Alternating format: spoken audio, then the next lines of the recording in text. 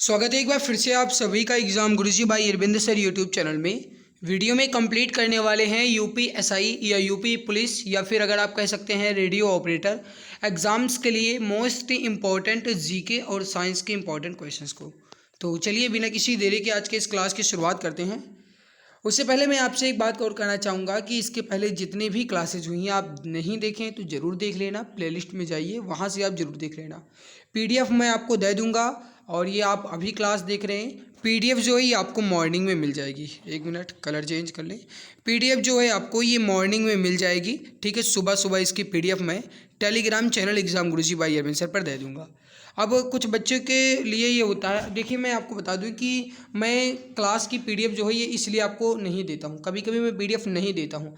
कारण इसका जानते हो, क्योंकि कुछ ऐसे भी मित्र होते हैं कि वो पीडीएफ ही पढ़ते हैं, क्लास नहीं देखते हैं। भाई देखो, अगर पीडीएफ पढ़ने से सिलेक्शन हो जाता ना तो बहुत सारे मित्र ऐसे हैं कि जो बहुत सारी पीडीएफ पढ़ लेते हैं। भाई आपको दोनों चीज़ करना होगा। पीडीएफ तो आपको पढ़ना ही पड़ेगा यानी रिवाइज करने के लिए, साथ में आपको क्लास भी देखना पड़ेगा। जब आप पीडीएफ और क्लास दोनों का सहारा लेंगे, साथ में सबसे मेन पॉइंट्स कि जब आप सेल्फ स्टडी करेंगे तभी आपका सिलेक्शन हो सकता है। तो चलिए आज के इस क्लास की शुरुआत करते हैं और आपके सामने कुछ क्वेश्चंस रखते हैं।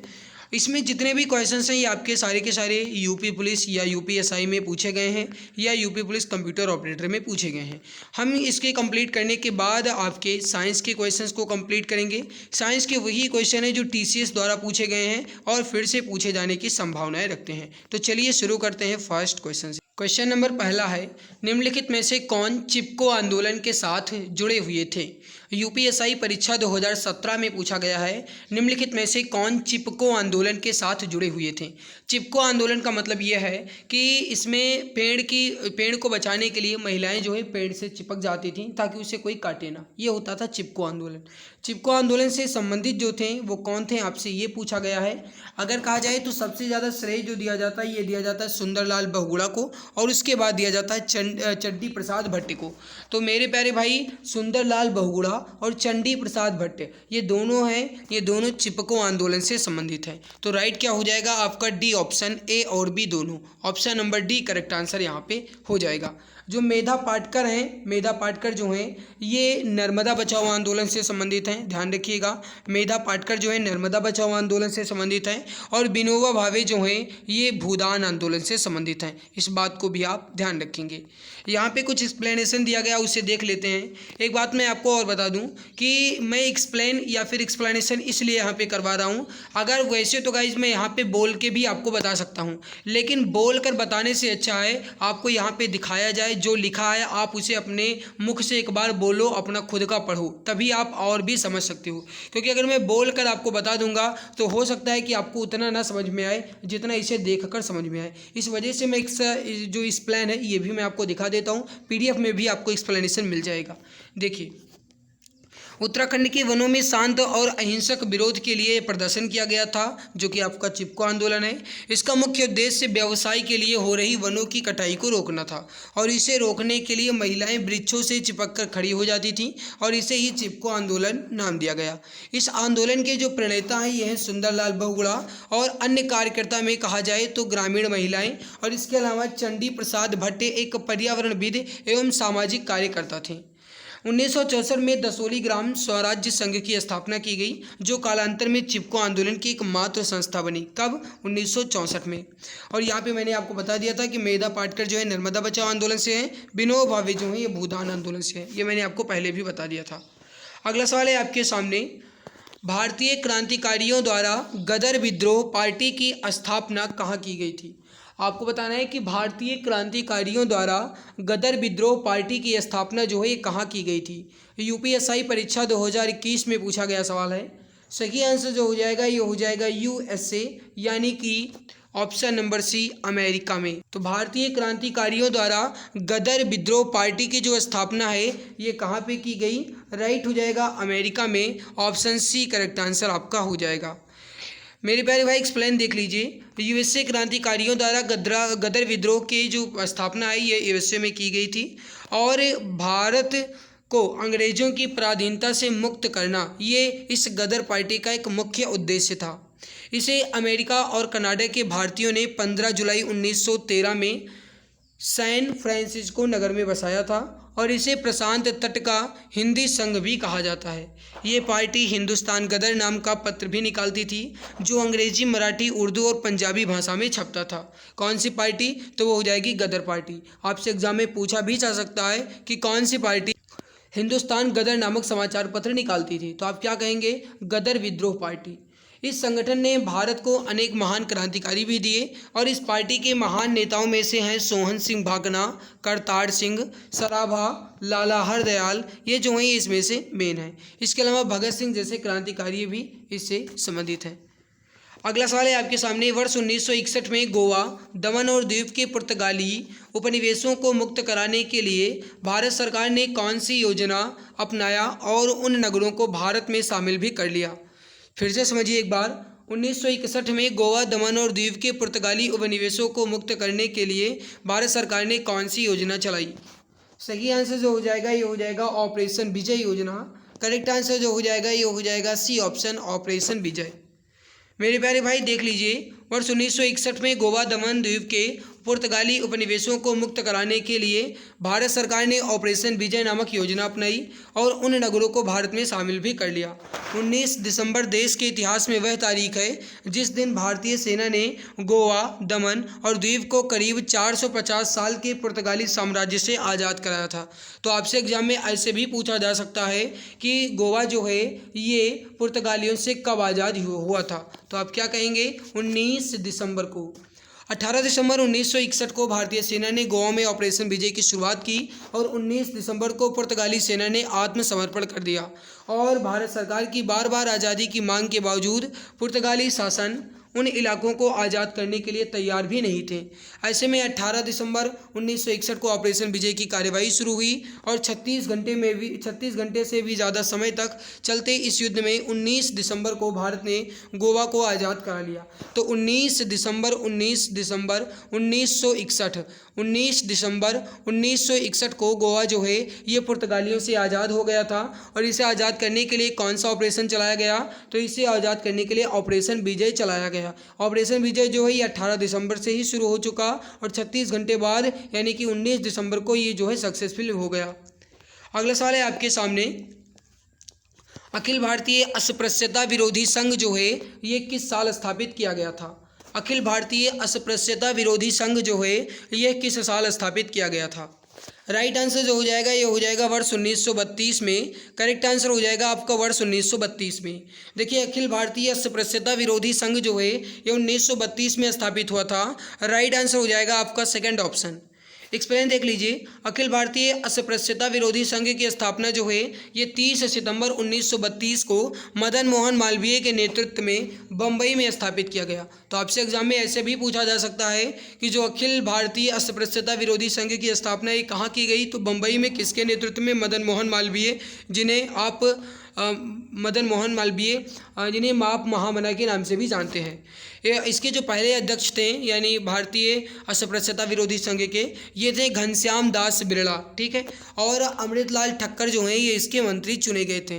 पहले इसका नाम जो है ये अस्पृश्यता निवारण संघ रखा गया था, लेकिन 13 सितंबर 1933 को हरिजन सेवक संघ भी कर दिया गया। तो आपसे एग्जाम में ऐसे भी पूछा जा सकता है। देखिए अगर कहा जाए अखिल भारतीय अस्पृश्यता विरोधी संघ की स्थापना कब हुई, तब आप क्या कहेंगे? 30 सितंबर 1932। अगर आपसे पूछा जाए नाम कब बदला गया, तो 13 सितंबर 1933, यानी पूरे एक साल बाद बदल दिया गया, नाम रख दिया गया हरिजन सेवक संघ। इस बात को ध्यान रखिएगा। कोलकाता में धर्म सभा की स्थापना जो है ये किसने की थी? यूपीएससी परीक्षा 2017 में पूछा गया है, कोलकाता में धर्म सभा की स्थापना किसने की थी? देखिए धर्म सभा की स्थापना जो है ये गोपी मोहन देव के द्वारा की गई थी। राइट उत्तर हो जाएगा आपका ऑप्शन नंबर ए, गोपी मोहन देव। देखिए कोलकाता में धर्म सभा की स्थापना जो गोपी मोहन देव के द्वारा की गई और 1830 में राधाकांत देव जो हैं ये जो है राधाकांत देव ये गोपी मोहन देव के पुत्र थे, यानी उनके पुत्र थे, ने इस संस्था का नेतृत्व करते हुए सती प्रथा का भी समर्थन किया था। तो सती प्रथा का समर्थन करने वाले कौन थे? राधाकांत देव। और ये एक रूढ़िवादी संस्था थी जो धार्मिक सामाजिक स्तर को यथास्थिति बनाए रखने के समर्थन में भी थी। अगला सवाल है आपके सामने, एक्सप्लेन करना इसका कोई खास ज़रूरी नहीं है क्योंकि इंपॉर्टेंट है वैसे भी, लेकिन आप जानते हैं तो कोई ज़रूरी नहीं है। यहाँ पे भाई ये 2018 लिखा है, ये 218 नहीं लिखा है, टाइपिंग मिस्टेक होगी। 218 में थोड़ी यूपी पुलिस का पेपर होता था, लेकिन ये 2018 लिखा है, यूपी कांस्टेबल में पूछा गया है, समझिए। निम्नलिखित में से कौन से सिख गुरु ने 1699 में खालसा पंथ की स्थापना की थी? खालसा निष्ठावान समुदाय है जिसने अपने विश्वास के दृश्य प्रतीकों को पहनते हैं और श्रद्धाओं की तरफ प्रशिक्षित हुआ। अब थोड़ा सा समझिएगा मेरे प्यारे भाई, इसको एक बार आपसे सीधे सीधे ये कहा जा रहा है कि 1699 में खालसा पंथ की स्थापना जो है किसने की थी? तो आप आसानी से कह सकते हैं कि गुरु गोविंद सिंह ने खालसा पंथ की स्थापना की थी। राइट आंसर जो हो जाएगा ये हो जाएगा ऑप्शन डी, गुरु गोविंद सिंह। तो 1699 में हुई, किसके द्वारा की गई? गुरु गोविंद सिंह के द्वारा इसकी स्थापना की गई। अगला सवाल है कि उस ब्रिटिश गवर्नर जनरल का नाम बताइए जिन्होंने भारत में रेलवे का शुभारंभ किया था। देखिए, भारत में रेलवे का शुभारंभ कहा जाए या फिर आपसे कहा जाए कि भारत में डाक सेवा की शुरुआत, तो मेरे प्यारे भाई ये जो है ये किसके द्वारा की गई थी? डलहौजी के द्वारा। राइट आंसर क्या हो जाएगा? डलहौजी के द्वारा। तो देखिए, भारत में रेलवे का शुभारंभ जो है ये आपका 1853 में, अप्रैल 1853 में शुरू हुआ था। बम्बई से थाने के बीच ट्रेन चली थी और 34 किलोमीटर दूरी जो है ये तय की गई थी। डाक सेवा की शुरुआत जो है ये भी डलहौजी के समय में हुई और डलहौजी ने एक नीति अपनाई थी जिसे आप हड़प नीति कहते हैं या फिर व्युत्पन्न का सिद्धांत भी कहते हैं या फिर कहा जाए तो आप डॉक्ट्रिन ऑफ लैप्स भी कहते हैं। तो ये हो जाएगा आपका, इसकी शुरुआत जो है डलहौजी ने ही की थी। अगला सवाल है आपके सामने कि स्वराज मेरा जन्मसिद्ध अधिकार है और मैं इसे लेकर ही रहूँगा, ये किसने कहा था? यूपीएसआई मृतक आश्रित परीक्षा 2016 में ये सवाल पूछा गया है। बताइए सही उत्तर क्या हो जाएगा? देखिए, स्वराज मेरा जन्मसिद्ध अधिकार है और मैं इसे लेकर ही रहूँगा, ये कहा गया था बाल गंगाधर तिलक के द्वारा। राइट हो जाएगा, बाल गंगाधर तिलक के द्वारा। साइमन कमीशन गो बैक के समय कहा गया था। देखिए यहाँ पर समझिएगा, तिलक भारतीय स्वतंत्रता संग्राम के एक पहले लोकप्रिय नेता थे और पूर्ण स्वराज की मांग को उठाने वाले नेता जो हैं ये बाल गंगाधर तिलक ही हैं। मेरे प्यारे भाई, साइमन कमीशन वापस जाओ का नारा जो है ये लाला लाजपत राय के द्वारा ही दिया गया था, इस बात को भी आप ध्यान रखिएगा। अगला सवाल है आपके सामने, सामूहिक सविनय अवज्ञा आंदोलन को एक अहिंसक हथियार के रूप में विचार भारत में सत्तारूढ़ ब्रिटिशों के विरुद्ध किसने दिया? साफ साफ यहाँ पे थोड़ा सा लैंग्वेज चेंज करके पूछने की कोशिश की गई है, लेकिन आप आसानी से बता सकते हैं सविनय अवज्ञा आंदोलन की शुरुआत जो है ये आपके मोहनदास करमचंद गांधी या फिर एम.के. गांधी या फिर सीधे सीधे कहा जाए तो महात्मा गांधी जी द्वारा शुरू किया गया था। राइट आंसर क्या हो जाएगा आपका? ये हो जाएगा महात्मा गांधी, जिनका पूरा नाम है मोहनदास करमचंद गांधी। देखिए, जो सविनय अवज्ञा आंदोलन है इसकी शुरुआत जो है ये 12 मार्च 1930 को हुई थी और ये शुरुआत जो है गांधी जी के द्वारा दांडी मार्च भी इसे कहा जाता है, साबरमती आश्रम से शुरुआत हुआ था 78 अनुयायियों के साथ। ध्यान रखिएगा। वर्ष 1905 में बंगाल राष्ट्रवादी भावना का केंद्र था। भारत का कौन सा वायसराय बंगाल के विभाजन के लिए जिम्मेदार था? अब यहाँ पे देखिए, अगर केवल और केवल ये कहा जाता कि बंगाल राष्ट्रवादी भावना का केंद्र था तो आप नहीं बता सकते थे, लेकिन आपसे सीधे सीधे कह दिया गया कि बंगाल विभाजन के समय वायसराय कौन थे, तो वो कौन थे भाई? वो थे कर्जन। जो बंगाल का विभाजन हुआ ये वर्ष 1905 में हुआ, उस समय जो वायसराय थे ये कौन थे? कर्जन थे। राइट हो जाएगा आपका ऑप्शन नंबर बी। अगला सवाल है आपके सामने, मथुरा कला विद्यालय जो है ये किस काल के दौरान अपने शीर्ष पर थी? मथुरा कला विद्यालय जो है ये किस काल में अपने शीर्ष पर थी? सही आंसर जो हो जाएगा ये हो जाएगा मथुरा कला विद्यालय जो है ये कुषाण काल के दौरान अपने शीर्ष पर थी। एक बात आप और ध्यान रखिएगा, कुषाण से संबंधित जो है गाइस वो थे कनिष्क, जो कि सबसे ज़्यादा प्रतापी शासक हुए कुषाण वंश के। यहाँ पे थोड़ा सा समझिए, कुषाण शासकों ने पहली शताब्दी से लेकर के 175 ईस्वी के बीच में उत्तरी भारत के एक विशाल क्षेत्र पर शासन किया। मथुरा कला परंपरा जो है ये इसी के समय की है। ये जो कला है ये गांधार परंपरा से भी प्रभावित थी, जो कि इसकी मूर्तियों से दृष्टिगोचर हुआ करता था।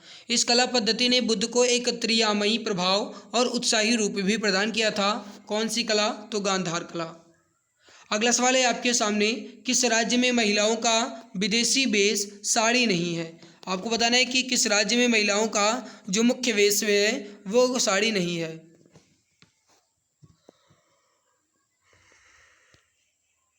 बहुत इंपॉर्टेंट सवाल है, बताइए राइट आंसर क्या हो जाएगा।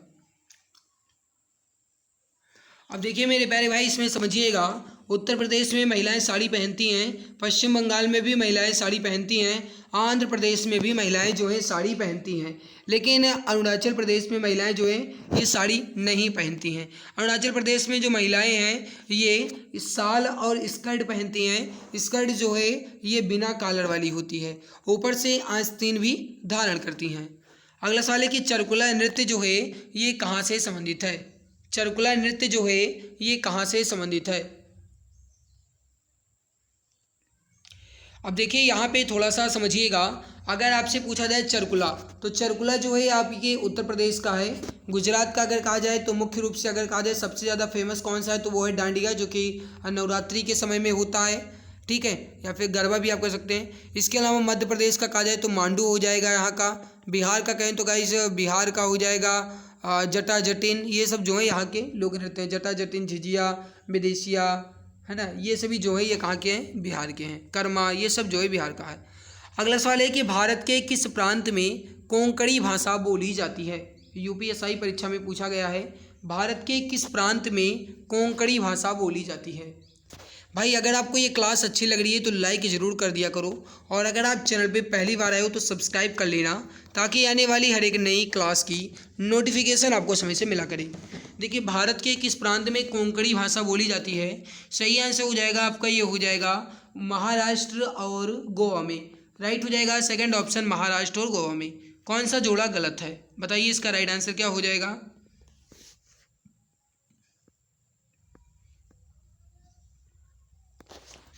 देखिए जो भरतनाट्यम है ये क्लासिकल डांस, ये है आपके तमिलनाडु का, ठीक है। कथकली जो है कर्नाटक का नहीं है। ओडिसी जो है आपके उड़ीसा का है। कुचिपुड़ी जो है ये आंध्र प्रदेश का, सही है। लेकिन जो कथकली है ये उड़ीसा का नहीं है। कथकली जो है ये है केरल का, इस बात को भी आप ध्यान रखिएगा। तो कथकली जो है केरल का है, ये आपके कर्नाटक का नहीं है। तो राइट आंसर क्या हो जाएगा आपका, बी ऑप्शन। अगला सवाल है आपके सामने, इसको समझिएगा। निम्नलिखित में से पेटीएम के संस्थापक कौन है, बताइए। पेटीएम करो, बताइए भाई पेटीएम के संस्थापक कौन है।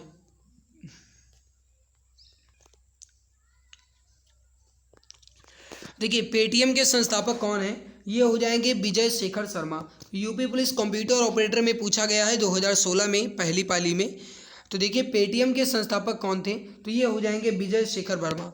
यहाँ पे बिल गेट्स के बारे में देख लीजिए, या फिर कहा जाए जो सुंदर पिचाई है इनके बारे में देख लो। अगर कहा जाए पेटीएम तो ये हो जाएंगे विजय शेखर वर्मा। माइक्रोसॉफ्ट के जो संस्थापक हैं ये हैं बिल गेट्स। माइक्रोसॉफ्ट में आपका आ जाता है MS वर्ड, MS एक्सेल, ये जो है आपका माइक्रोसॉफ्ट में आ जाता है। गूगल के जो संस्थापक हैं ये हैं सुंदर पिचाई, ये इसके CEO हैं, ठीक है। ICICI बैंक के जो CEO हैं वो हैं संदीप बख्शी।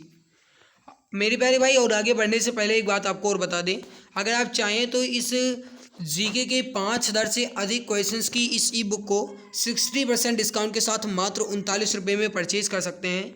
अब ये आप किसके लिए लेंगे, तो इसमें आपको history, geography, economic, constitution, science, physics, chemistry और बायोलॉजी और स्टैटिक जीके के 5000 क्वेश्चन के साथ एक्स्ट्रा पॉइंट्स भी मिल जाएगा।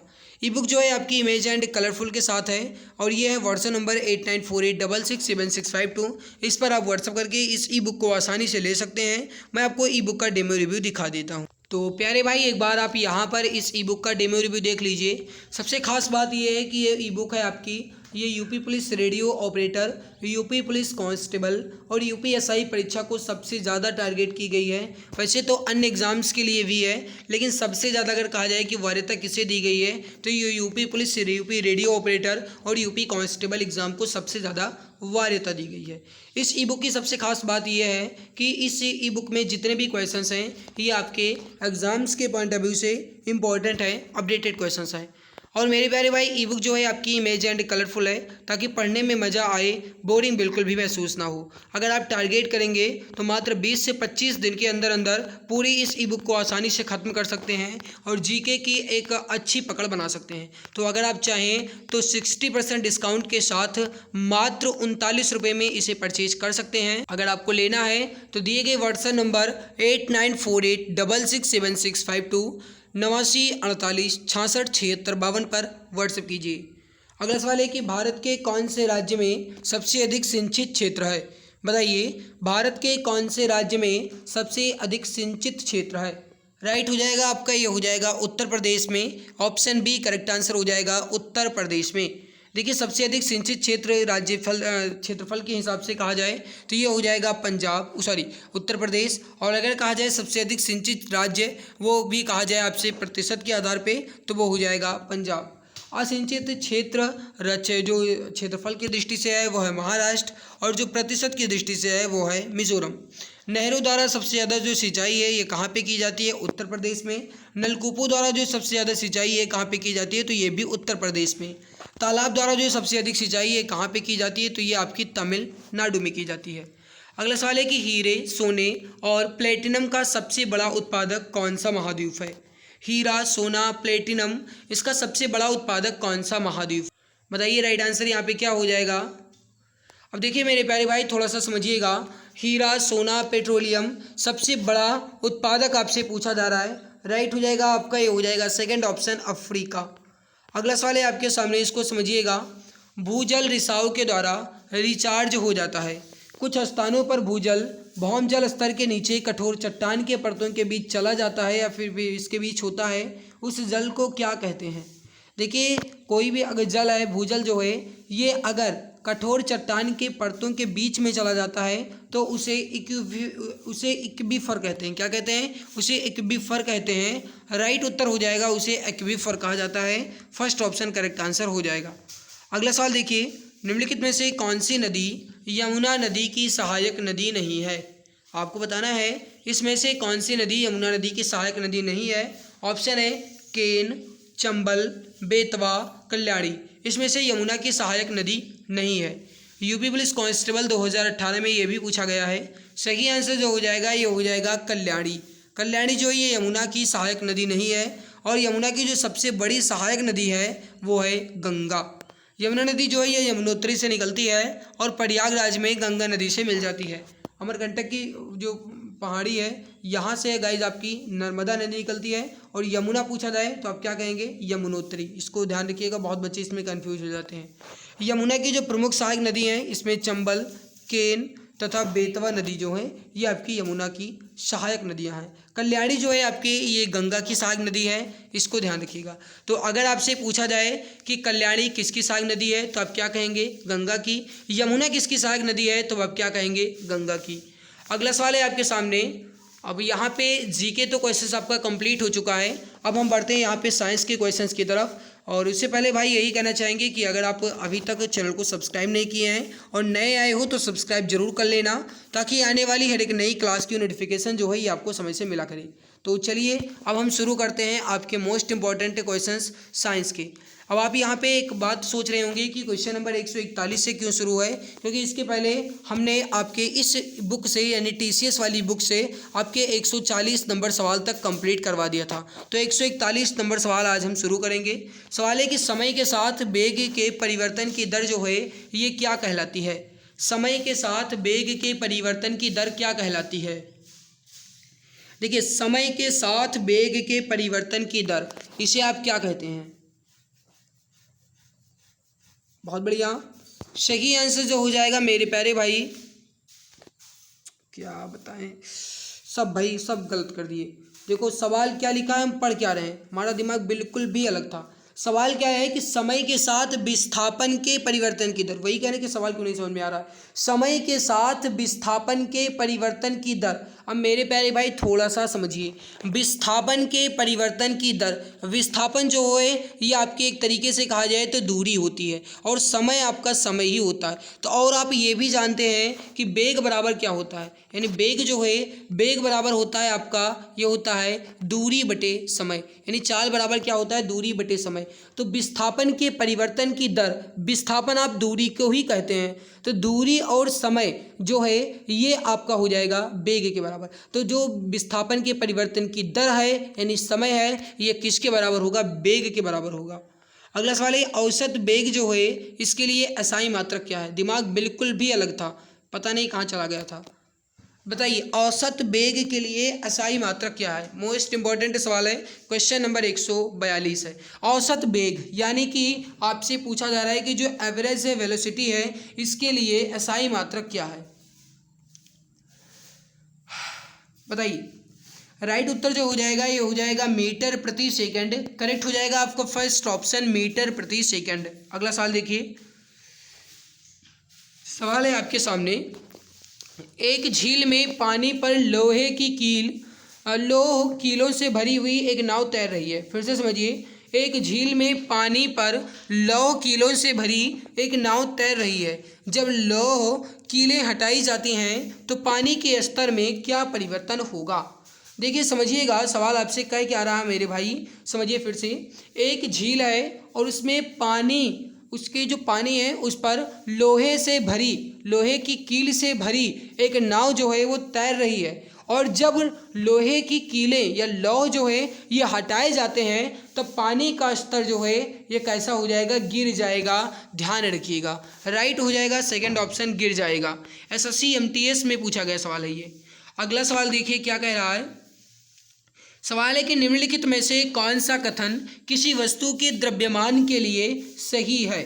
अब देखिए किसी भी वस्तु के लिए सही है और वो भी क्या सही है, इसमें से द्रव्यमान के लिए। देखिए ये अलग अलग स्थानों पर भिन्न भिन्न होता है, बिल्कुल गलत। क्योंकि गाइज आप जानते हैं कि भार जो है ये आपका बदल सकता है लेकिन द्रव्यमान जो है ये सदैव निश्चित रहेगा। अगर आप यहाँ पे आ जाएँ तो यहाँ पे भी निश्चित रहेगा, इंडिया में भी, और अगर आप अमेरिका चले जाएंगे तो वहाँ पे भी निश्चित ही रहेगा, या फिर आप चंद्रमा पे भी चले जाएंगे तो भी द्रव्यमान निश्चित रहेगा। भार केवल बदलता है, भार 1/6 हो जाता है, ये आप जानते हैं। द्रव्यमान सदैव निश्चित होता है, तो द्रव्यमान जो है ये कहीं भी जाने पर स्थिर ही रहेगा। राइट हो जाएगा सेकंड ऑप्शन, यह स्थिर रहता है। अगला सवाल है आपके सामने, इनमें से भौतिक में मौलिक मात्रा नहीं है। आपको बताना है कि इसमें से मौलिक मात्रा कौन सी नहीं है। अब मेरे प्यारे भाई आप थोड़ा सा समझने की कोशिश कीजिएगा। आप मौलिक मात्रा जानते हैं कुल मिलाकर के कितनी है, जो मौलिक राशियां हैं ये कुल मिलाकर के 7 हैं, और उन 7 में से कौन सा नहीं है इसमें। अब देखिए लंबाई ये आपकी मौलिक मात्रा होती है, समय ये भी आपका मौलिक मात्रा होती है, द्रव्यमान ये भी आपका मौलिक मात्रा होती है, लेकिन भार जो है ये मौलिक मात्रा नहीं होती है, क्योंकि ये जो है ये दूसरों पर आश्रित होता है। भार जो है ये दूसरों पर आश्रित होता है, जबकि लंबाई अपने आप में खुद सक्षम है, भार और समय जो है ये भी सक्षम है, द्रव्यमान ये भी सक्षम है। तो यहाँ पे भार जो है ये आपकी मौलिक मात्रा नहीं होगी। अगला सवाल है कि स्वतंत्र रूप से गिर रही एक वस्तु की डैश त्वरित गति का उदाहरण है। अब आपको ये बताना है कि स्वतंत्र रूप से गिर रही एक वस्तु की गति जो है, गति कैसी, असमान, एक समान, विलक्षण या विशेष त्वरित गति का उदाहरण है। आपको ऑप्शन देख करके आंसर बताना है। देखिए स्वतंत्र रूप से गिर रही एक वस्तु की गति, देखिए स्वतंत्र रूप से यानी कि कोई भी परिवर्तन नहीं हो रहा है, तो त्वरित गति का उदाहरण कैसा होगा, एक समान होगा। राइट हो जाएगा सेकंड ऑप्शन, एक समान।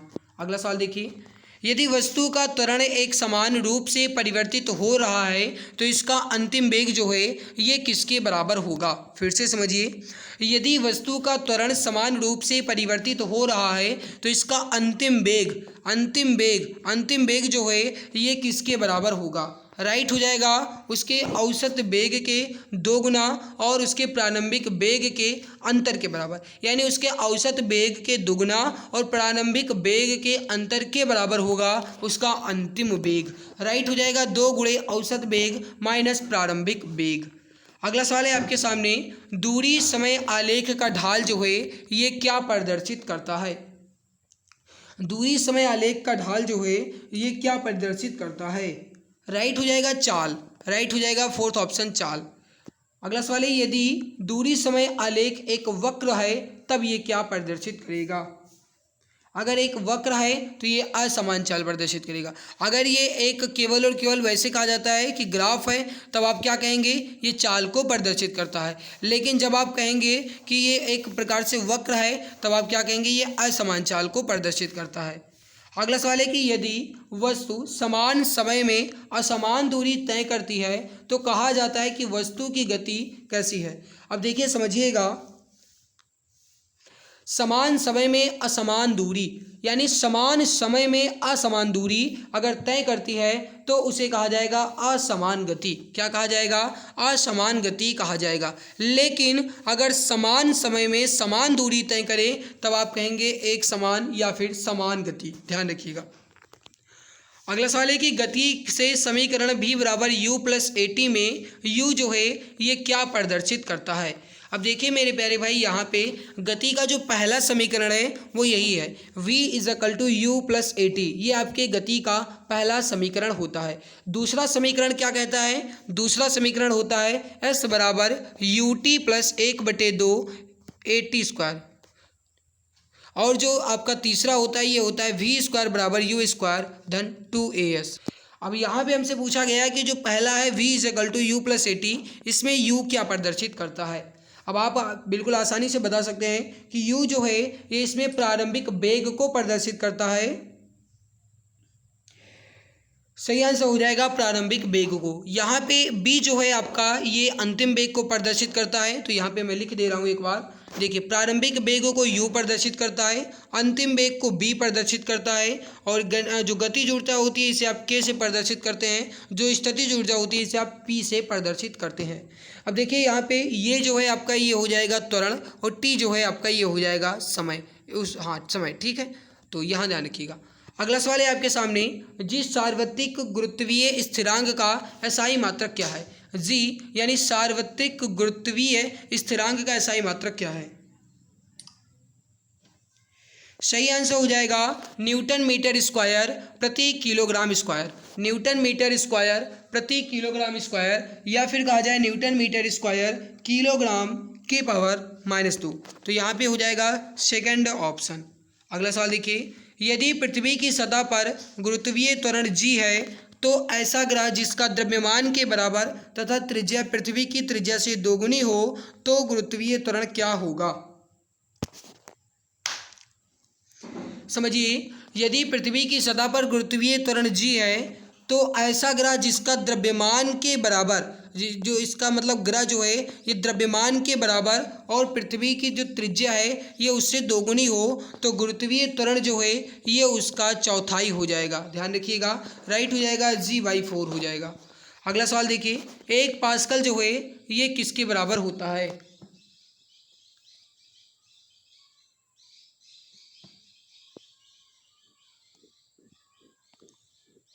देखिए, 1 पास्कल जो है ये न्यूटन मीटर स्क्वायर के बराबर होता है, न्यूटन प्रति मीटर स्क्वायर, या फिर न्यूटन मीटर प्रति के पावर -2। अब देखिए, पास्कल जो है ये आपका होता है दाब, और दाब बराबर होता है बल बटे क्षेत्रफल। बल का मात्रक होता है न्यूटन, क्षेत्रफल का मात्रक होता है मीटर स्क्वायर। मीटर स्क्वायर ऊपर जाएगा तो मीटर के पावर -2 हो जाएगा। किसी वस्तु का आपेक्षिक घनत्व जो है ये कैसा होता है?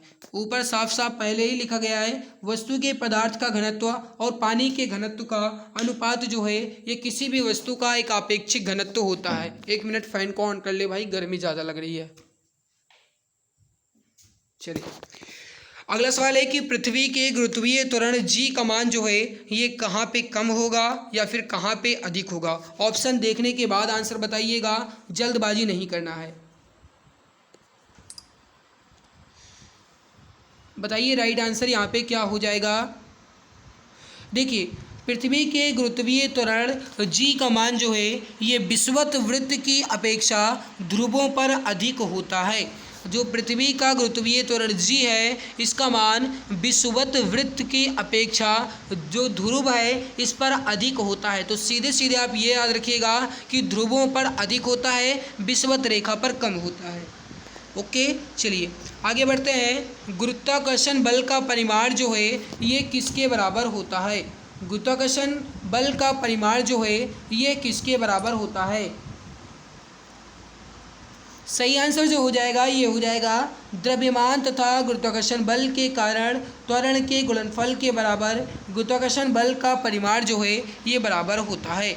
अगला सवाल है कि यदि पृथ्वी की सतह पर गुरुत्वीय त्वरण g है तो ऐसा ग्रह जिसके द्रव्यमान पृथ्वी के द्रव्यमान से आधा, और ऊपर क्या आपने पढ़ा था कि पृथ्वी के द्रव्यमान के बराबर हो, और उस जो त्रिज्या है पृथ्वी की त्रिज्या के बराबर हो। यहाँ पे दूसरा सवाल है और ऊपर दूसरा सवाल था, ध्यान से देखिएगा। तब जो इसका त्वरण होगा ये होगा g/2, यानी उसका हाफ हो जाएगा। राइट क्या हो जाएगा, उसका हाफ हो जाएगा। अगला सवाल देखिए, किसी वस्तु में उत्पन्न होने वाला त्वरण ज्ञात करें और वो भी मीटर प्रति सेकंड स्क्वायर में। यदि वस्तु का द्रव्यमान 10 किलोग्राम है तथा इस पर 20 न्यूटन बल लगाया जाता है। समझिएगा, अगर आपसे मेरे प्यारे भाई पूछा जाए, अगर आपसे ये पूछा जाए त्वरण, तो त्वरण बराबर आप क्या जानते हैं? पहले तो आप सीधा सीधा ये जानते हैं कि F बराबर ये होता है।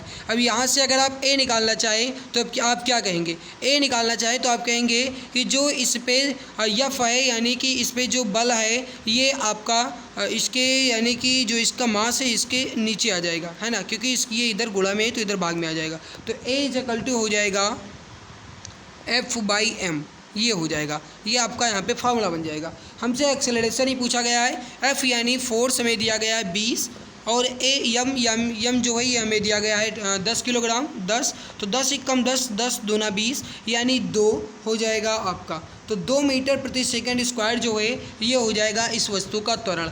करेक्ट क्या हो जाएगा आपका? Option number 3।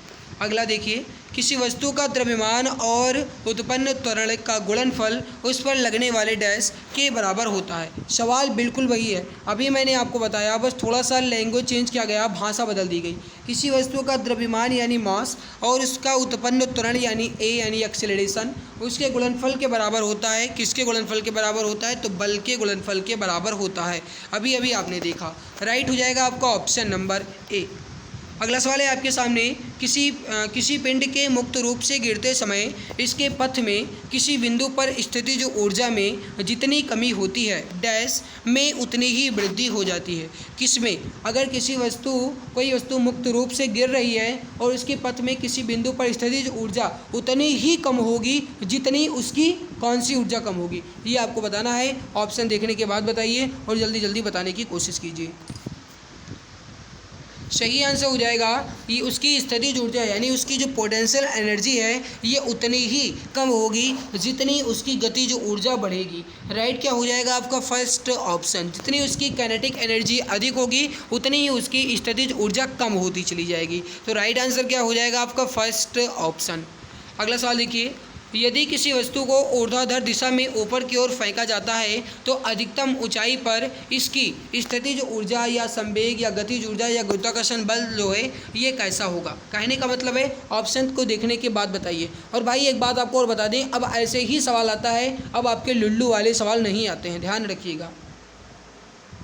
अब देखिए, यदि किसी वस्तु को ऊर्ध्वाधर दिशा में ऊपर की ओर फेंका जाता है, यहाँ से अगर आप किसी वस्तु को फेंकते हैं ऊपर की तरफ, तो जब ये ऊपर अधिकतम ऊंचाई पर पहुँच जाती है वस्तु, तब यहाँ पे जो इसकी गतिज ऊर्जा होगी यानी इसकी जो काइनेटिक एनर्जी होगी ये क्या होगी? जब ये आपकी गतिज ऊर्जा जो है ये क्या होगी? ये गतिज ऊर्जा होगी आपकी शून्य। क्यों होगी? क्योंकि आप जानते हैं कि जब ये अधिक ऊंचाई पे पहुंच जाएगी तब इसका वेग जो अंतिम वेग जो है ये शून्य हो जाएगा। अंतिम वेग जो है कैसा हो जाएगा? शून्य हो जाएगा। इस वजह से गतिज ऊर्जा भी शून्य हो जाएगी। अगला सवाल है, जब किसी वस्तु को तरल में रखा जाता है तो उस पर ऊपर की ओर बल लगता है जिसे कहते हैं। जब किसी वस्तु को तरल में रखा जाता है तो उस पर ऊपर की ओर जो बल लगता है उसे आप उत्प्लावन का बल कहते हैं। राइट हो जाएगा आपका फोर्थ ऑप्शन, उत्प्लावन का बल कहा जाता है। क्वेश्चन नंबर 164 है, 1 मीटर प्रति सेकंड स्क्वायर के त्वरण के कारण किसी वस्तु का वेग 5 मीटर प्रति सेकंड से 10 मीटर प्रति सेकंड हो जाता है। इस समय वस्तु में होने वाला विस्थापन मीटर में क्या होगा? बहुत इजी सवाल है। आपको यहाँ पे फार्मूला लगाना है जो न्यूटन का गति विषय का समीकरण है, आपको बताना है इस पर सही आंसर क्या होगा। इसके लिए आप 10 से 12 सेकंड का समय ले लीजिए।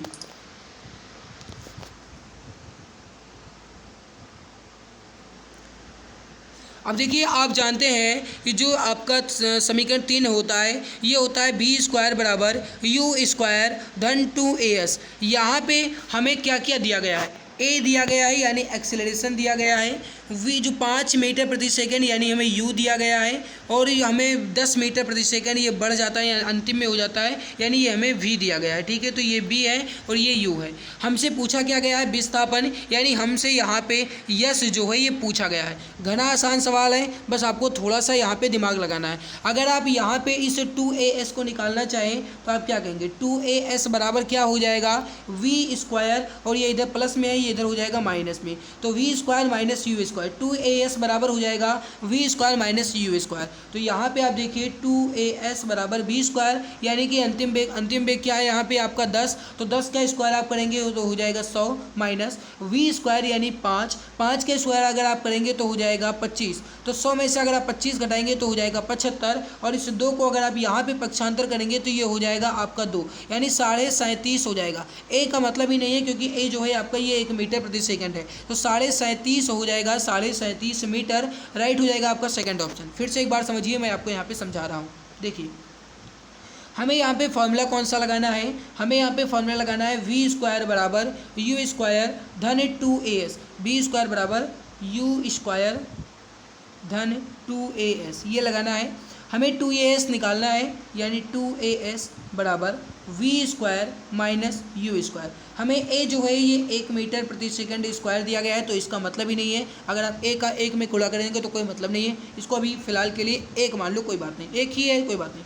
इसके अलावा बी स्क्वायर हमें दिया गया है यहाँ पे 10, तो 10 का स्क्वायर आप करेंगे 100 माइनस यू हमें दिया गया है 5 का अगर आप वर्ग करेंगे तो 25, 100 में से 25 घटाएंगे तो हो जाएगा 75, इस 2 को आप यहाँ पे पक्षांतर करेंगे तो ये हो जाएगा आपका 37.5, और जो आपके मतलब दूरी का मात्रक होता है ये होता है आपका मीटर, और वो भी लिखा गया है मीटर में, तो 37.5 मीटर। ए का मतलब ही नहीं है, ये का भी आप यहाँ पे गुणा करेंगे तो 37.5 एकदम 37.5 ही आएगा, तो राइट हो जाएगा आपका 37.5 मीटर। अगला सवाल देखिए, जब कोई वस्तु मुक्त रूप से गिरती है तो इसकी क्या होगा, बताइए इसका राइट आंसर क्या हो जाएगा। Question number 165। देखिए जब कोई वस्तु मुक्त रूप से गिरती है तो इसकी स्थिति जो ऊर्जा जो है ये गतिज ऊर्जा में बदल जाती है, राइट हो जाएगा। स्थितिज ऊर्जा जो है ये गतिज ऊर्जा में बदल जाएगी। ये रहा आपके सामने इसका आंसर, ये इसका आंसर जो है ये आपको पीडीएफ के साथ में मिल जाएगा।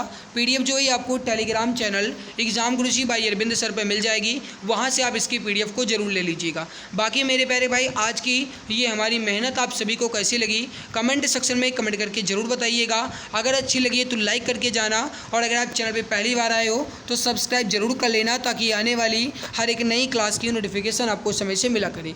तो मेरे प्यारे भाई आज की इस बेहतरीन लाजवाब क्लास में बस इतना ही, मिलते हैं इसके बाद एक और नई वीडियो में, तब तक के लिए खुश रहिए, मुस्कुराते रहिए। जय हिंद, जय भारत, वंदे मातरम। नमस्कार। अब जी के विषय का डर हुआ पूरी तरह खत्म। जी हाँ, आप सभी के लिए 5000 प्लस क्वेश्चंस की ई बुक लॉन्च की जा चुकी है। इस ई बुक में आपको history, geography, economic, constitution, science के अंतर्गत फिजिक्स, केमिस्ट्री, बायोलॉजी और स्टैटिक जीके के 5000 प्लस क्वेश्चंस के साथ एक्स्ट्रा पॉइंट्स मिलेंगे। यह ई बुक आपको इमेज एंड कलरफुल मिलेगी ताकि आपको पढ़ने में मजा आए। इस ई बुक को आप मात्र 39 रुपये में परचेज कर सकते हैं, जिस पे 60% का डिस्काउंट चल रहा है। अगर आप अभी परचेज करेंगे तो आप मात्र 39 रुपये में खरीद सकते हैं।